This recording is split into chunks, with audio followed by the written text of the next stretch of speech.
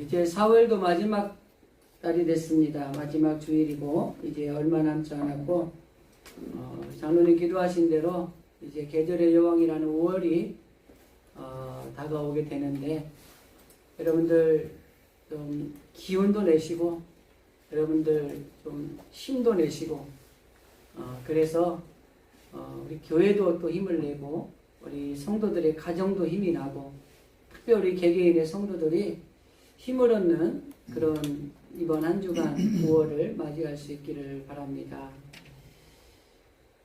오늘은 안디옥 교회에 관한 이야기를 좀 하면서 우리 교회를 좀 돌아보고 안디옥 교회 같은 교회를 이루기 위해서 안디옥 교회가 어떤 교회였던가 하는 것을 좀 살펴보려고 합니다. 이 교회를 통해서 오늘 말씀을 통해 주시는 이 말씀 속에 하나님 우리 진실교회를 어떻게 해야 할까요? 하나님 진실교회 성도로서 하나님 앞에 어떻게 해야 될까요? 이런 것들이 좀 깨달아지시고 결단할 수 있는 또 예배 시간, 말씀의 시간이 되었으면 합니다. 날씨가 어제는 30도가 넘고 덥더라고요. 반바지에 반팔을 입고 잠깐 바깥에 나왔는데 괜찮더라고요. 우리 장로님 반팔 입고 오셨네. 근데 날씨가 막 더워졌어요. 그래도 일기차가 심하니까 우리 어르신들은 또 너무 한 번에 확 이렇게 가벼운 옷을 입지 마시고 꼭 겉옷 하나씩 걸치시고 다니시다가 더우면 벗으시고 이렇게 하셔야 됩니다. 더우니까 좀 시원한 얘기 하나 할게요. 아마 한 번쯤은 그 눈사람을 만들어 본 적이 있을 거예요. 그죠? 근데 눈사람을 만들 때 보면은 이 작은 눈덩이 하나를 뭉쳐서 이 눈을 이렇게 굴리면 큰 눈덩이가 이렇게 되잖아요. 그런데 이 큰 눈덩이가 되는데 사람이 이렇게 하나하나 이렇게 눈을 부시려고 그러면 안 돼요. 그냥 단단하게 만들어서 딱 놓고 이제 굴리기 시작을 하면은 이게 이제 부지기부스로 커지는 거죠. 그래서 눈사람의 아래통도 만들고 눈사람의 위통도 만들어서 눈사람을 만들기도 했던 기억이 있을 겁니다. 이것은 뭐냐면 사람이 하는 사업이나 하는 어떤 일들도 이 흥행할 때는 이 눈사람이 이 눈덩이가 되는 것과 같은 원리라고 하는 것입니다. 그런데 이 눈을 뭉칠 때 처음에 작은 손으로 잘 뭉치지 않으면 그 다음에 이 뭉쳐지는 굴려도 다 무너지지 잘 안 뭉쳐지게 돼 있어요. 처음에 만드는 이 손만한 이 눈덩이를 잘 야무지게 만들어야 그 다음에 굴릴 때에 그거를 기준으로 해서 부지기부스로 눈덩이가 커지는 겁니다. 처음에는 작은 뭉치지만은 만들고 나면 또 눈이 많은 곳에서 굴리기만 하면은 굴리는 대로 커지는 것이 눈덩이라고 하는 것입니다. 그런데 중요한 것은 이것이 커지지만은 사람이 아무리 붙여가지고 그 큰 걸 만들려고 해도 단단하지 않게 만들어진다는 거예요.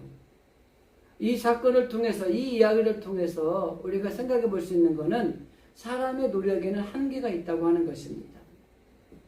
우리가 종종 믿음 생활하는 신앙인들에게 이야기할 때 우리가 최선을 다해서 할 일을 하고 난 다음에 그 다음은 하나님께 기도하고 하나님 앞에 맡겨야 된다라는 이야기를 많이 하잖아요.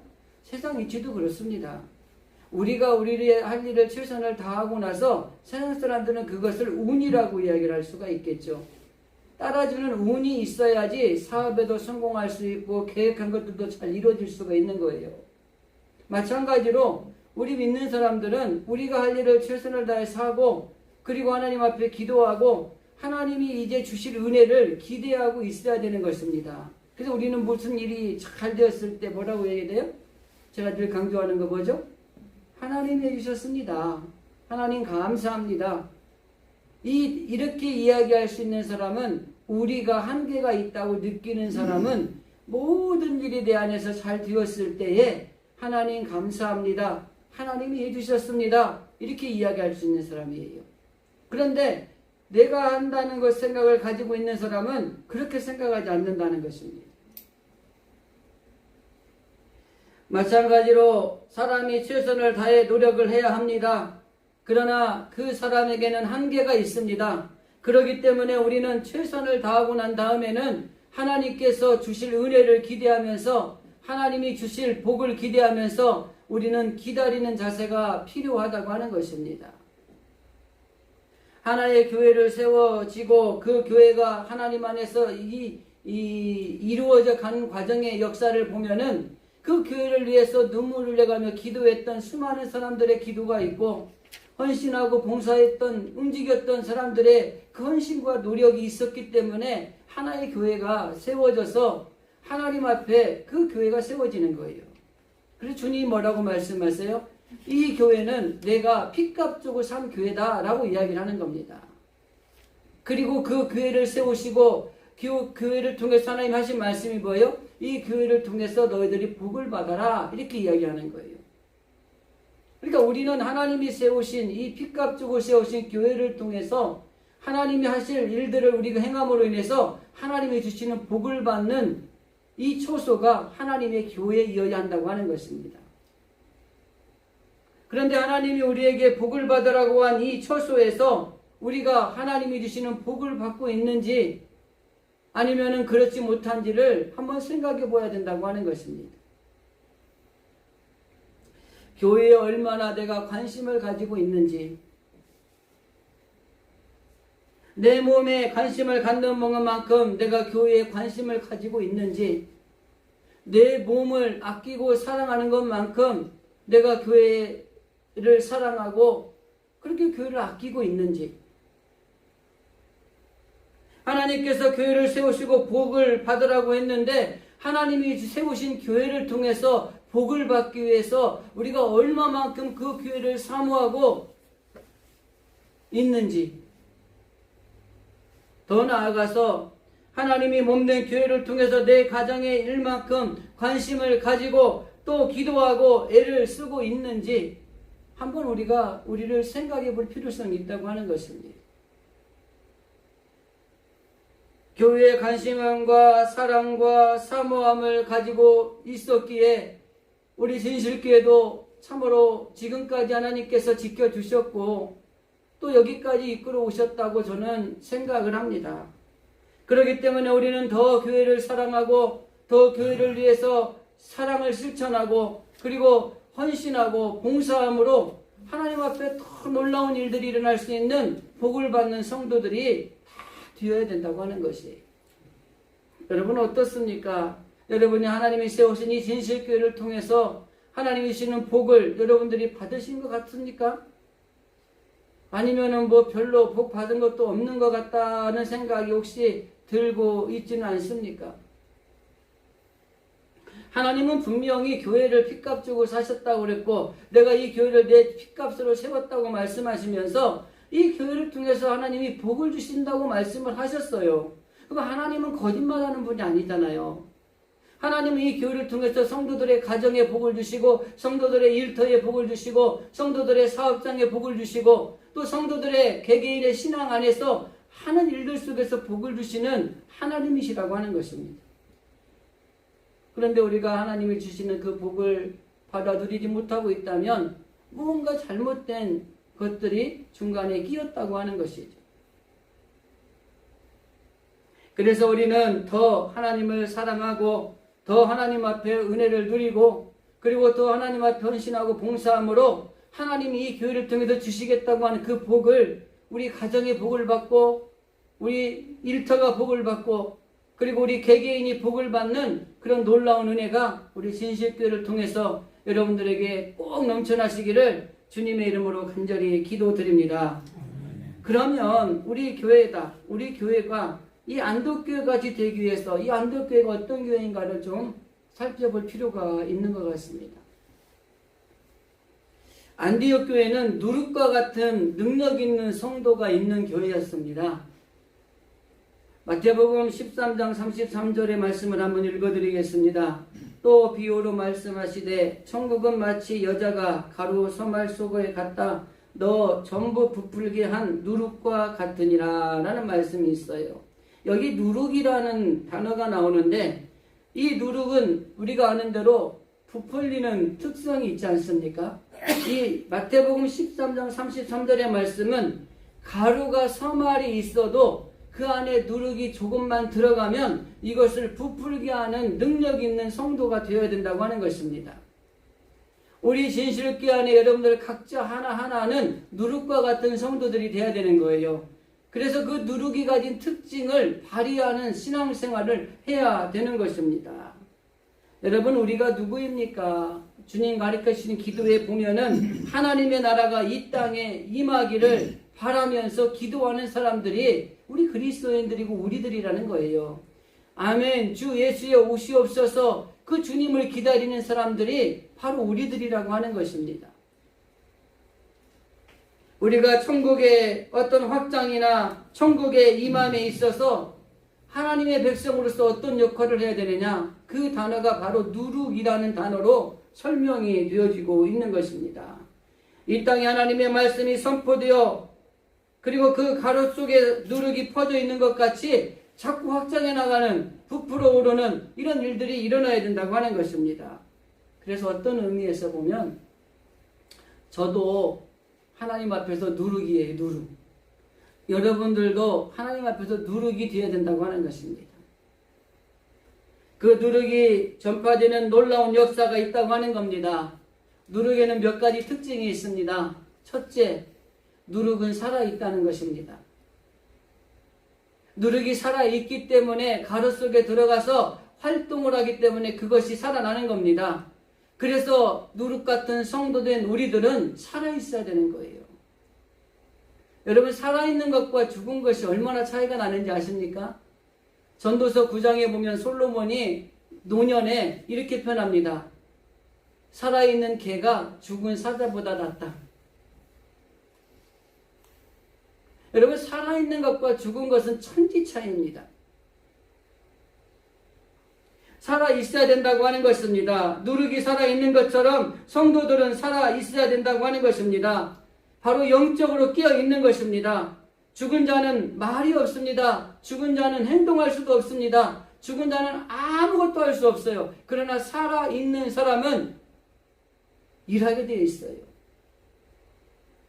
그래서 우리는 하나님의 세운 교회 안에서 누룩과 같은 성도들이 되어서 살아 숨쉬는, 그래서 죽은 자들에게 살아있다는 것이 무엇인가를 보여주는 영향을 끼치는 사람들이 되어야 돼요. 세상에 죽어있는 사람들에게 하나님의 교회에 살아있는 누룩과 같은 우리들이 살아있는 것이 무엇인가를 내가 보여줄게. 그러면서 그 죽어있는 사람들을 깨워주고 다시 살려내는 역할을 하는 것이 우리가 해야 되는 일이라고 하는 것입니다. 아무것도 아닌 밀가루 소말이 누룩이 들어가니까 부풀어 오르기 시작하는 놀라운 역사가 일어난다고 하는 겁니다. 또 한 가지 누룩의 특징은 살아있는 것뿐만 아니라 활동력이 있습니다. 그렇기 때문에 우리 성도들은 활동하고 움직이는 게 필요하다고 하는 것입니다. 이 누룩이 커봐야 직경 0.01mm. 여러분, 보이지도 않을 거예요. 작은 거는 0.003mm랍니다. 그렇게 작은 것이 그 딱 들어가는 순간 엄청난 활동을 하는 거예요. 활동력이 최고든. 이 교회에서도 보면은요, 활동력 있는 사람이 있고 그냥 수동적으로 이렇게 움직이는 사람들이 있어요. 제가 이렇게 노예도 그렇고 총회도 그렇고 이렇게 사람들을 만나면서 보니까 어떤 일을 할 때 막 수동적으로 하는 사람이 있어요. 막 시켜야만 하는 사람. 근데 어떤 사람은 시키는 것도 못하는 사람도 있어요. 근데 어떤 사람은 시키는 건 잘하는 사람이 있어요. 근데 시키는 거라도 잘하는 사람은 그래도 쓰임받더라고요. 그런데 어떤 사람은 능동적으로 일을 찾아서 하는 사람이 있어요. 이번에 이런 일들이 있으면 이게 필요하겠구나, 이런 것들이 있어야 되겠구나. 그래서 일을 찾아서 알아서 착착 하는 사람이 있어요. 그런 사람은 잘 쓰임받습니다. 여러분, 교회 안에서도 활동력이 있으셔야 됩니다. 물론 다 활동했으면 방방 뛰어가지고 문제가 생길 수 있어요. 때로는 차분한 분도 계시고 때로는 활동적인 분도 있어야 되는 거예요. 그래서 부부가 결혼하면 어떻게 만나야 된대요? 같은 성향끼리 만나면 복잡해서 못 산대요. 그래서 다른 성향이 만나야 된다는 거예요. 한쪽이 활달하면 한쪽은 좀 점잖하고. 이게 활동성이 있는 것과 없는 거가 그래야 조화가 된다는 거예요. 저희가 그래요, 저희가. 너무 얌전하고 저는 너무 활동적이고 조화가 돼서 괜찮은 것 같아요. 근데 둘 다 활동적이어 보세요. 지금 말아먹죠. 그죠?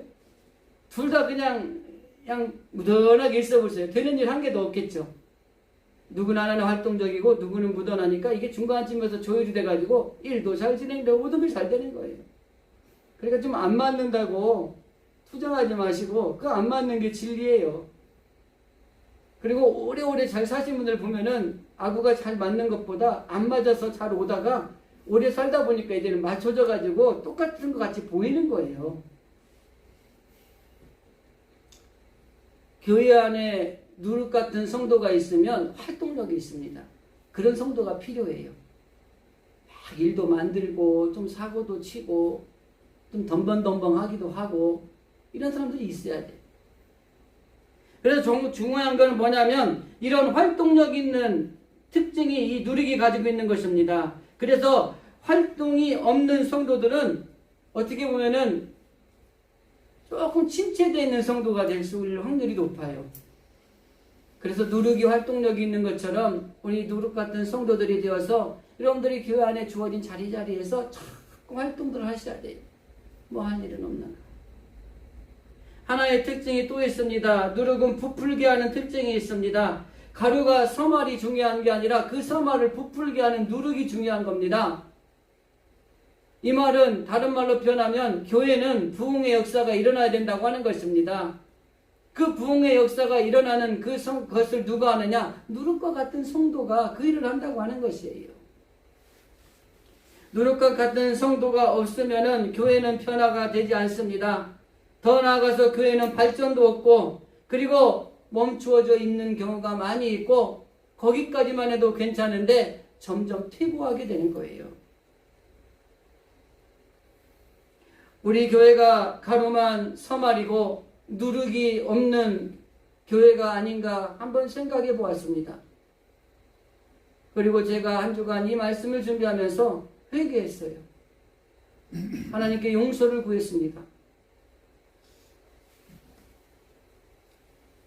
진심으로 예수님의 십자가의 피가 흐르는 목사, 진심으로 예수님의 십자가의 피가 흐르는 성도들이 되어져야 되는데 누룩이 되지 못하고 가루만 서마리가 되어가지고 가루로서 그냥 존재하는 게 좋사오니 가루가 있는 것도 감사하느니 이러고 있진 않았는가 하는 것을 생각해보는 한 주간이었습니다. 어제 날씨가 더웠는데 교회 와 있는데 지하는 추워요. 저 지금 아직까지도 교회 지하실 제 사무실에 날리고 있습니다. 정말 중요한 것은 누군가가 누룩이 되어서 변화되기를 원하지만은 내가 누룩이 되려고는 하지 않는다는 것입니다.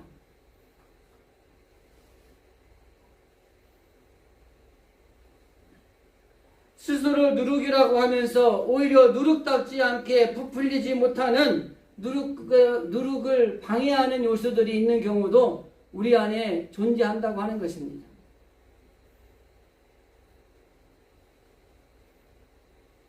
누가 누룩입니까, 여러분? 환경이 맞지 않아서 할 수 없다고 하는 사람들은 누룩이 아닙니다. 환경이 좋든 어쨌든 그래 해보자, 할 수 있다, 그리고 움직이는 사람이 누룩입니다. 할 것이 너무 많아서 혼자는 할 수 없다고 하는 사람들도 누룩이 아닙니다. 너무 할 것이 많으니까 내가 해야 되겠구나 라고 생각하는 것이 바로 누룩입니다. 말은 많은데 실제로 움직이지 아니하는 것도 누룩이 아닙니다. 말을 하기에 앞서서 먼저 행동하고 움직이고 실천하는 것이 이게 누룩입니다. 자기 일은 열심히 하면서 주의 일을 게을리하면 이 역시도 누룩이 아닙니다. 자기 일도 열심히 해야 되지만은 주의 일에도 열심을 내서 일하는 사람이 누룩이라고 하는 것입니다.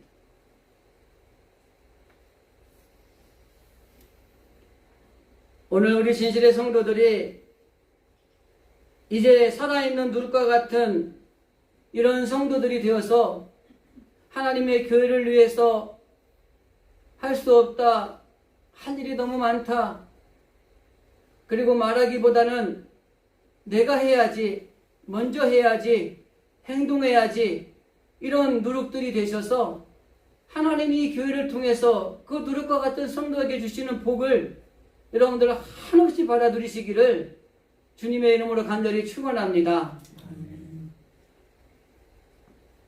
우리가 명심할 것은 하나님이 기뻐하시는 누룩, 하나님께 쓰임받는 누룩이 되어야 된다고 하는 것입니다.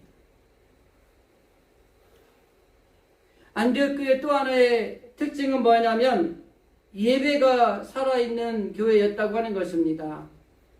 우리가 읽지 않은 앞부분에 보면은 안디옥 교회 가서 복음을 전했더니 수많은 사람들이 믿고 주께 돌아왔다라는 말씀이 윗부분에 있습니다. 그리고 우리가 읽은 바로 윗부분에는 그때부터 그리스도인이라 일컬음을 받는 일들이 이 안디옥 교회에 일어나기 시작했더라라는 말씀이 있습니다. 이때가 언제냐면 예배가 회복될 때입니다. 우리가 하나님 앞에서 영적인 교제를 누리는 것을 즐거워해야 된다고 하는 것입니다. 다윗이 왜 하나님 앞에 사랑받는 사람이 되었냐면 그는 예배에 철저했던 사람이었다고 하는 겁니다. 그가 뭐라고 고백합니까? 내가 하나님 앞에 영원히 거하던 것이 내가 그것이 기쁘고 즐겁다 이렇게 고백하고 있지 않습니까? 그게 예배입니다.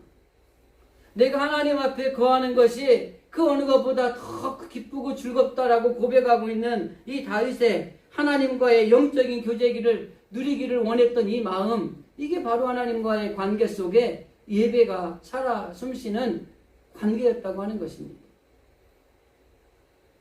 열왕기상 18장에 보면은 엘리야가 갈멜산에서 이 850명의 선지자하고 싸우는 장면이 나오죠. 아세라상 여러가지 바알신 막 선지자들이 와가지고 대결을 합니다. 그리고 백성들은 이 하나님을 믿을까 이 우상을 믿을까 갈팡질팡하고 있는 거예요. 그때 그 대결을 선포한 핵심이 뭔지 아십니까? 하나님 앞에 예배를 회복해야 된다고 하는 것입니다. 그리고 갈팡질팡하던 이 백성들이 엘리야가 그 850명의 선지자들과 싸워서 하나님이 불을 내려달라고 그러고 불이 내려오고 하나님의 역사가 일어나니까 그 다음에 하나님 하시는 모든 일들이 일사천리로 풀려나가는 것입니다. 그래서 예배가 회복되셔야 돼요.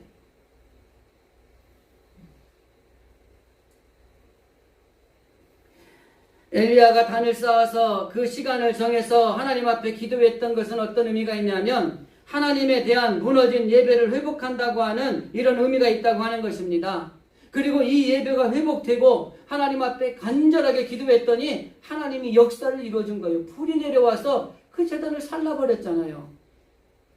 여러분 850명의 선지자가 온갖 짓을 다 했습니다. 막 몸에 자해를 하는 이상한 이단 우상도 있었고 얼마나 많은 우상 숭배자들이 그 불을 내달라고 각자의 신에게 기도했겠습니까? 풀 하나 내리지 않았어요. 그런데 엘리야가 물을 뿌리고 고랑을 파고 물을 흠뻑 뿌리고 난 다음에 하나님 앞에 기도했더니 그곳에 불이 내려서 놀라운 역사가 일어났다고 하는 것입니다. 그래서 예배를 회복하셔야 돼요. 여러분 예배가 무엇입니까? 하나님의 집에 거하는 삶이요, 하나님의 축복이 시작이요, 하나님의 축복의 통로가 예배라고 하는 겁니다. 그래서 예배가 살아야 하나님의 복을 받는 사람이 될 수 있는 것이에요. 더 나아가서 우리가 예배가 살아있다는 것은 내가 늘 하나님 안에 거한다고 하는 사실이 우리가 고백하는 것입니다. 아까 다윗이 뭐라 그랬어요? 내가 여호와의 전에 거하는 것이 너무 좋다는 거예요. 이게 예배 회복입니다. 우리들은 어떻습니까? 하나님 앞에 거하는 것, 주님 안에 사는 것이 너무 기쁘고 즐겁습니까? 아니면 아직도 미련이 남아서 세상에 있는 것들이 조금 더 좋고 세상에 있는 것들을 돌아보는 롯의 아내처럼 그런 미련을 가지고 있지는 않습니까? 하나님 앞에 거하는 것이 너무 좋고 너무 귀하고 이것이 축복의 통로요, 그리고 하나님의 복을 주는 시작이라고 하는 사실을 깨닫고 그 안에 거하는 것, 이게 다윗이 고백했던 것이고 바로 예배를 회복하는 삶을 살아가는 것이라고 하는 겁니다. 그래서 예배 회복이 하나님의 복을 받는 비결이에요. 성경에 보면 아브라함이 그랬어요. 다윗이 그랬어요. 야곱이 그랬어요. 요셉이 그랬어요. 그 외에도 수많은 인물들이 하나님 앞에 예배 회복을 하고 나서 엄청난 복을 받았어요. 아브라함 링컨이 그랬어요. 현대에 하나님이 복을 받아서 놀라운 부자가 됐던 많은 사람들이 그랬어요. 높은 자리에 명예를 가졌던 많은 사람들이 하나님 앞에 예배를 회복할 때에 놀라운 일들이 그들에게 복으로 주어졌다고 하는 것입니다. 그래서 우리는 예배를 회복하고 예배를 통해서 하나님이 주시는 복을 받는 것이 필요하다고 하는 것입니다. 나라도 하나님 앞에 평안하고 복을 받으려면 예배가 회복이 돼야 돼요. 그럼 우리 믿는 사람들이 이 나라를 위해 기도하고 이 일들이 굉장히 중요한 겁니다. 나라가 안정되는 건 우리들의 기도 때문에 되는 것이고 우리가 기도하지 않냐고 게으르면 나라가 풍전등화 같은 위기 가운데 헤어나지를 못하고 있는 거예요. 저는 오늘날 한국교회가 예전처럼 나라와 민족을 위해서 기도하지 않고 있다고 생각해요. 그러니까 이 나라가 이렇게 어려운 겁니다. 안보, 경제, 사회, 문화 모든 부분에서 얼마나 어려운 지경에 이르렀는지 몰라요. 물가가 올라서 어떻게 살지를 모르겠다는 겁니다. 냉면이 14,000원이고 갈비탕이 20,000원이랍니다. 옛날에 냉면 7,000원에 먹었는데 왜 이럴까요? 우리 믿는 사람들이 나라와 민족을 위해 기도하지 않으니까 나라가 너무 어려워지는 거예요. 성경은 우리에게 말합니다. 묵은 땅을 갈아엎으라. 기독교의 정서는 아까 어떤 앞에 말씀드렸지만은 순응하는 쪽이고 수동적입니다. 그냥 따라가는 거예요. 신앙생활도 능동적으로 안 해요. 막 하나님 만나겠다고 목숨 걸고 기도하는 것보다 남들이 이렇게 하는 이 정도만 따라가지 이렇게 신앙생활이 요즘에는. 그러니 하나님이 쓰신 교회를 통해서 하나님의 백성들에게 복을 주려고 그러는데 복을 받을 만한 그릇이 안 되니까 복을 못 주는 거예요. 그냥 적당히 예수 믿으려고 그러고 적당히 신앙생활 하려고 그러는 거예요. 너무 튀면은 나만 시키니까 튀고 싶지 않은 거예요. 어느 교회에 큰 교회인데 어떤 성도가 자기만 보면 피하더래요. 목사님이. 그 왜 그러나 그랬더니 이 목사님이 그분이 일을 잘하니까 그것만 보면은 아이고 집사님 이것 좀 하죠. 아이고 이거 좀. 그 다음부터는 목사는 피해 다니는 거야. 그게 복 받는 건데. 그 피하지 않고 조금 더 했으면 엄청난 복을 받았을 텐데 피해 다녔다는 거야.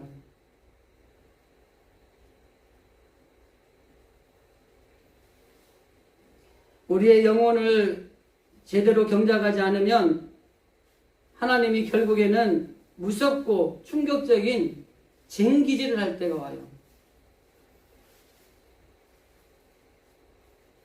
그러니까 우리 영혼을 기경하셔야 돼요. 성경 말씀에서 말하는 것처럼 묵은 땅을 갈아엎으라. 게으른 신앙, 나태한 신앙, 적당한 신앙 이런 것들을 갈아엎으셔야 됩니다.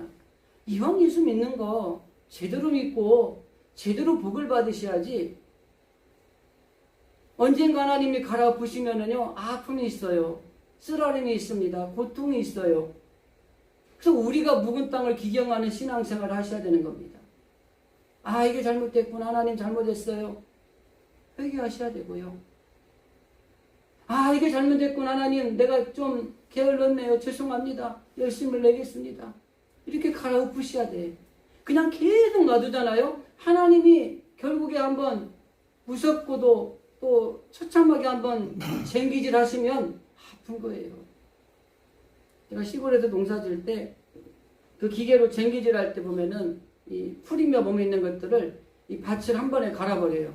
그러면 이 배추 같은 거 갈아질 때 보면은 가루가 돼버려요. 여러분 아픔이 있어요. 우리 묵은 땅을 기경하셔야 됩니다.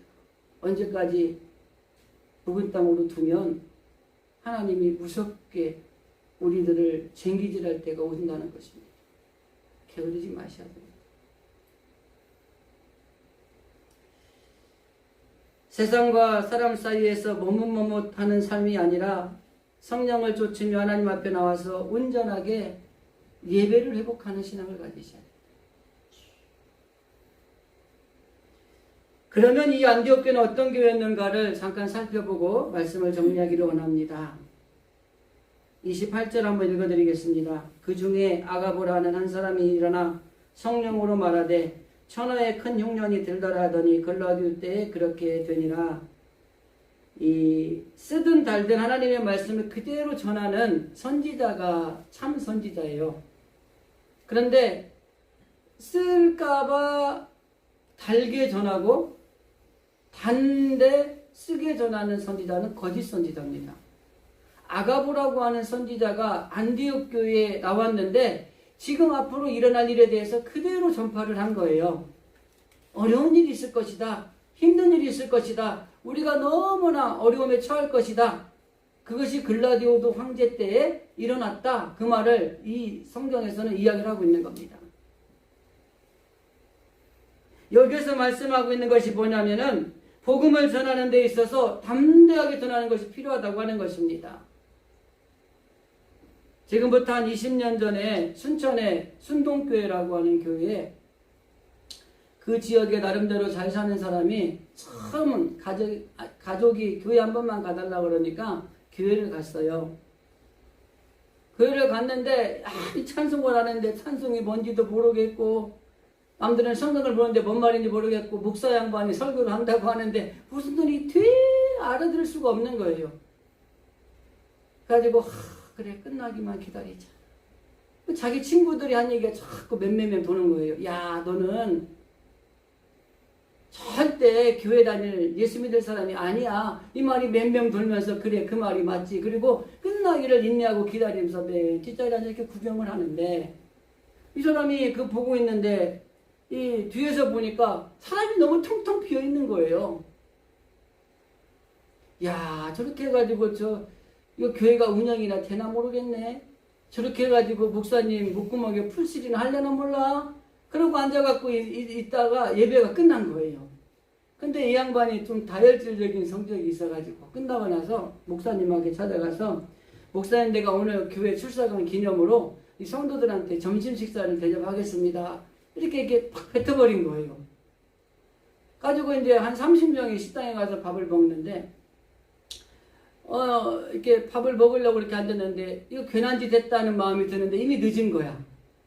가지고 근데 밥을 식사를 대접하기 전에 자기가 음식이 나오기 전에 자기가 대접을 하니까 이제 인사를 하는 거예요. 근데 인사를 뭐라고 하냐면 이렇게 인사를 합니다. 내가 오늘 교회에 처음으로 예배를 참석했는데 자리가 너무 텅텅 비었다. 건물은 그래도 이쁘장하게 교회를 지어놨는데 텅텅 빈 것이 여러분 부끄럽지도 않소. 그러더니 이어서 이렇게 말합니다. 여러분 새신자들을 한 사람씩 데려오시오. 나머지는 내가 책임지겠소. 그리고 우리 연말에는 이 예배당을 가득하게 채웁시다. 이렇게 얘기를 한 거예요. 그러니까 그 아내가 그 말을 듣는데 너무 부끄러운 거야. 이제 그 처음 온 사람들이 훈계를 하는 거예요. 목사님하고 장로님들, 권사님들 앞에서. 근데 목사님은 아이고 밥도 주시고 또 교회당도 채워주겠다니까 너무 감사합니다. 그런 마음을 인사를 했다는 거예요. 그런데 그 후에 이 박병선이라고 하는 사람이 그 순천의 순동교에 출석한 1년 동안 자기 집에서 키우는 진돌이를 키우는 법을 해서 진돗개 전도법을 해가지고 그 해에 750명을 전도를 합니다.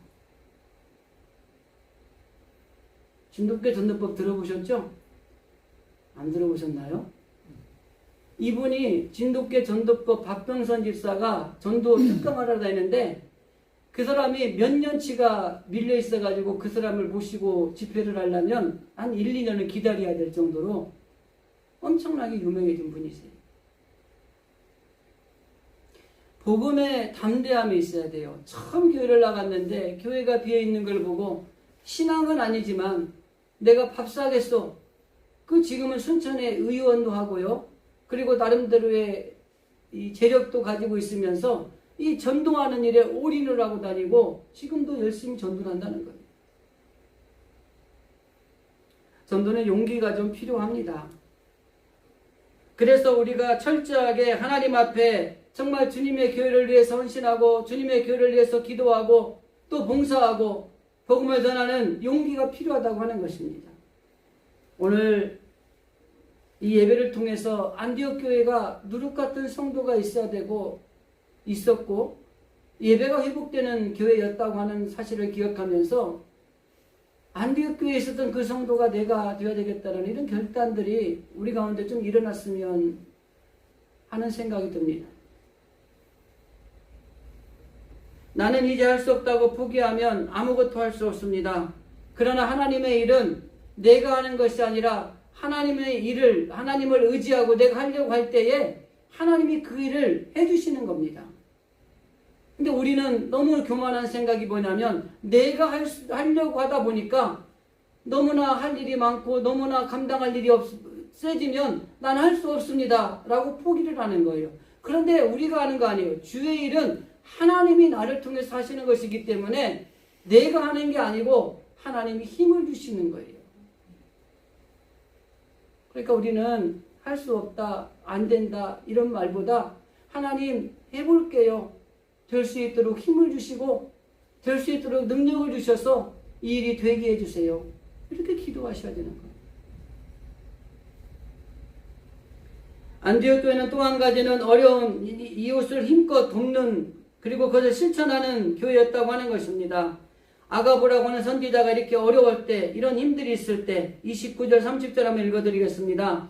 제자들이 각각 그 힘대로 유대에 사는 형제들에게 부조를 보내기로 작정하고 이를 실행하여 바나바와 사울의 손에 장로들에게 보내니라.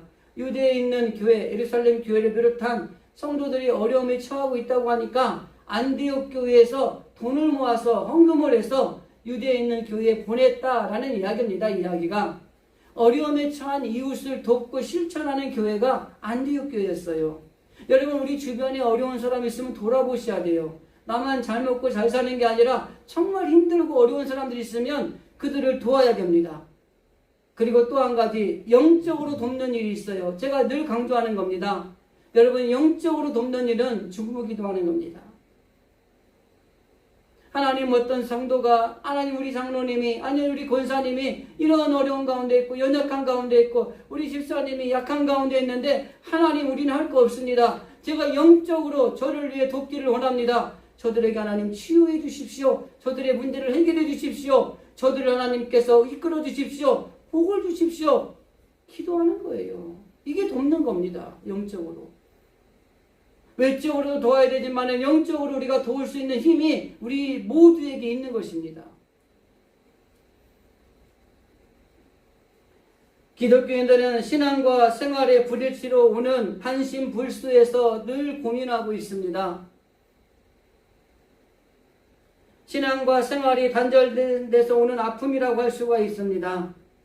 신앙과 생활은 같은 모습이어야 됩니다. 우리 그런 말 들어보죠? 썬데이 크리스찬들이 있고 에브리데이 크리스찬들이 있다라는 말이 있죠. 교회에 오면은 크리스찬인데 밖에 나가면은 크리스찬이 아닌 거예요. 우리는 교회에 와던 세상에 살던 에브리데이 매일매일 기독교인으로서 하나님의 사랑을 실천하는 그런 삶을 살아가는 사람들이어야 돼요. 이중성을 가지면 안 돼요. 반신불수가 된 것처럼 마치 신앙과 생활이 괴리가 돼서 신앙은 신앙대로 생활은 생활대로 이렇게 살아가면 안 되는 거예요. 사도 요한이 그래서 이렇게 말합니다. 자녀들아 우리가 말과 혀로만 사랑하지 말고 오직 행함과 진실함으로 하자. 거기에 구원의 역사가 있고 생명의 역사가 있고 하나님의 교회가 살아나는 역사가 있고 그 교회를 통해서 하나님의 복이 여러분의 가정과 일터 속에 쏟아지게 부어지는 놀라운 은혜가 임하게 된다고 하는 것입니다. 안디옥 교회는 누룩과 같은 성도가 있었습니다. 예배가 회복되어 있는 교회였습니다. 그리고 그 교회는 정말 담대히 복음을 전하는 사람도 있었고 어려움과 힘든 것들을 도와주고 실천하는 그런 교회였다고 하는 것입니다. 그 안에 있는 성도들이 그랬던 것처럼 오늘 이 진실의 성도들 우리들이 바로 이런 성도들이 되셔서 먼저는 교회의 성장을 위해서 큰 일을 감당하시고 여러분의 개인의 신앙을 위해서 신앙의 성장을 위해서도 큰 일을 해나가시는 우리 성도들이 다 되어질 수 있기를 주님의 이름으로 간절히 기도드립니다. 기도하